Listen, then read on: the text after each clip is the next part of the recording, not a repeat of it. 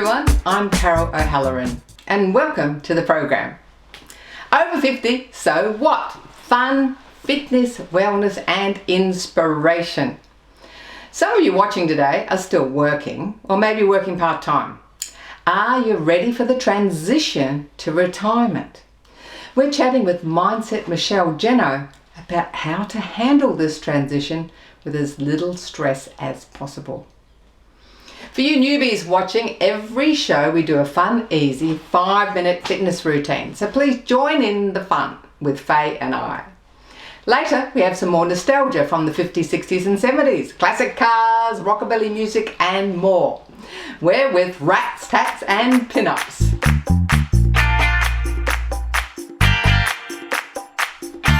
Are you busy living or are you busy dying?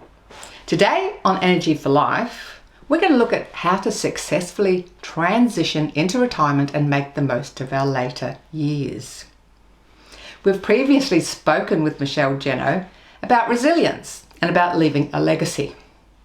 Michele is an award-winning author of mindful leadership, and she is the host of the Mindset Michele Show. Hi Michele, and welcome back to Over 50 So What? I think it's been 2 years since you were on the show. It has been quite a while, hasn't it, Carol? We've got an interesting topic today. Are you busy living or are you busy dying? That's a fantastic title, isn't it? Many years ago when I saw the Shawshank Redemption movie, and Morgan Freeman says that to the other actor at the time, I thought, doesn't that just define whatever age you are, what focus, where you're putting your energy and where you're putting your attention to? Are you getting ready and busy living, or are you getting ready and busy dying? So today we're looking at that very, very stressful, one of the top 10 stresses in life, moving into retirement. You're working, you've got a full life, constant social contact with people, and then all of a sudden you're not.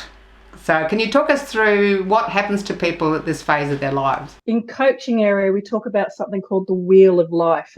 And in that, we look at many different areas which are important for people to think about throughout their lives. But when coming to your retirement, I think because it is such a stressful time, it's also a good way of looking at those different areas. And you're right, when people are retiring from their work, from their careers, which have in many ways defined them up until that point, they do suddenly then find that the adjustment can be quite difficult. So some of the tips around that I have are to do with thinking about some of the elements of that job, everything from the routine it gives you in terms of getting up during the day and what time of day and what time you eat, all of those sorts of things.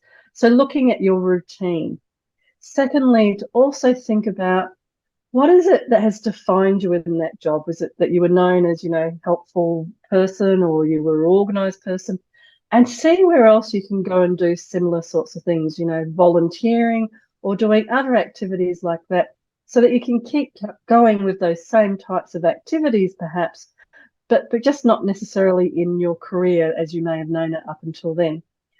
All of these different elements are things that will help your mindset to make the adjustment from I'm working for this person in this organisation in this role or doing these activities to I'm still contributing to society, I'm still a valued member of society, and also socialising, which is one of the big things people talk about. You go from being around people you may have known and got used to for a long period of time to suddenly being on your own and going, where's that social interaction, where's that support group? Finding things that give you joy and then using those to actually create that similar sort of lifestyle where you're getting up, you're socialising, and you're contributing in some way. Well, we've got a couple of groups of people watching. We've got the people that haven't retired yet, and it can be a lot of stress and anxiety around retirement if you're not ready.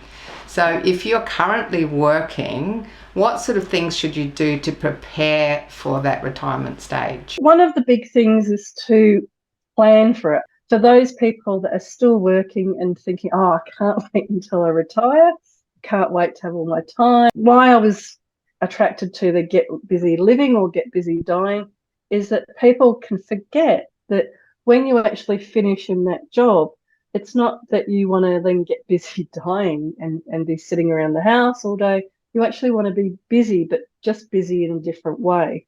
So that get busy living element of it is around, well, what else do you want to fill your days with? And it's a great time before you retire to actually start to look at that. Do you want to retire and be playing golf every day, sitting down the beach every day? Whatever it is that, gives you joy and makes you feel happy and connects you with other people and gives you that lifestyle that you're active, you're mentally and physically active, so that you enjoy living life. All that has really shifted is when you're in a paid employment typically, and your time is much more controlled. You're there from 9 to 5, say. Suddenly, when you're retiring, you actually have so much more control over your time and what you can do, recognizing that you have been programmed in many ways to have that routine because of the constraints around the job. And when you then don't have that job there, what other ways can you use to program yourself, but to be doing the things that you enjoy? Now that's an important point, doing the things you enjoy, because I find in my experience, there's a lot of people, they're so busy working that they really haven't developed any hobbies outside of their work. You mentioned golf before, but it could be, fishing, it could be, it could be for women, it could be dancing or craft or whatever. So if you haven't developed that thing that you have for fun, that whatever gives you fun and you're passionate about, and you're just focused on work, what can we do? You raised some really good points there about how people may be focused on their job and also, of course, their family. Even if they're later in age, they may be looking after grandchildren. So they're doing their job and looking after children still. And so their life and their world is still very, very busy. And so there really hasn't been the me time, what I would think of as me time. It's a great question, because sometimes people may not even know what makes them happy. They may not know what gives them fun. So this is where, prior to retiring, if you can, it's a great opportunity to just trial things out, test things out. Go along to those men's sheds and work out, well, actually, no, everybody there is not quite my cup of tea. So I don't really want to go into a men's shed a couple of days a week. Same as volunteering in a charity shop of some sort. It's not everybody's cup of tea, but I'd say, go and check it out, and as much as you can, to work out what brings you joy and what makes you happy. And that can be, going to the beach, going for coffee, go to golf, whatever it might be. But I definitely say, don't think of it as if I go and have a look at this, then that's it. Think of it as being like a smorgasbord. You can go and trial and test all sorts of different things and to see what you like. And everybody is different. I think a great place to go is U3A to get ideas, because you can get everything at U3A from, I've always wanted to learn Spanish, to I would like to upgrade my computer skills, to I want to get fitter. They've got massive range of activities there for the more mature, and I think that would give a lot of people ideas of what might pique their interest. Getting ideas from U3 at University of the Third Age, but also your community centres. I know for some people they might be thinking, community centres and those activities there are for very, very old people, but in my experience, the activities that they have there are actually for people of any age group.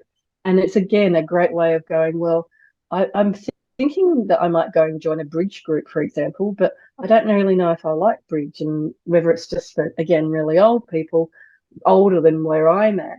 I've always wondered what it would be like to, go and join a walking group. And so you can check out on YouTube videos, what's involved with walking groups. And I like to walk, but I don't walk very fast, and am I going to be left behind? Awesome. Now, to finish off with, can you sum all of that up in about 5 key points? I think the key points are you're either getting busy dying or getting busy living, and we all want to be getting busy living. And to do that, it's really, really important to think about your mindset. It's not happening to you, it's another phase of life. Just like when I mentioned before, you may have got married, divorced, children. It's a phase of life. What the wonderful, wonderful part is that you're older and you're wiser. So trust in yourself that you can actually make really good decisions. It may be a little bit rocky, but you're going to make the right decisions the more that you focus on getting busy living, and reach out when it gets tough and ask for other people around you finding the support networks, finding the opportunities, finding what gives you joy, and then just keep filling your days and your nights with what it is that gives you joy. Beautiful. Well done. Thank you so much again, Mindset Michelle. Great to have you back on the show. It's fabulous. Thank you so much for having me visit again today, Carol. And I hope that your viewers have really taken to heart that retirement is another phase of life, and getting busy before you retire and setting up these different elements that we talked about today can actually help create that mindset where you're really focusing on how much fun you're going to have when you leave. Thanks for watching our TV show. Be sure to hit subscribe and then you'll never miss an episode. Jump on Facebook, join our group, get in on the fun, fitness, wellness and inspiration. I'm Carol, over 50. So what?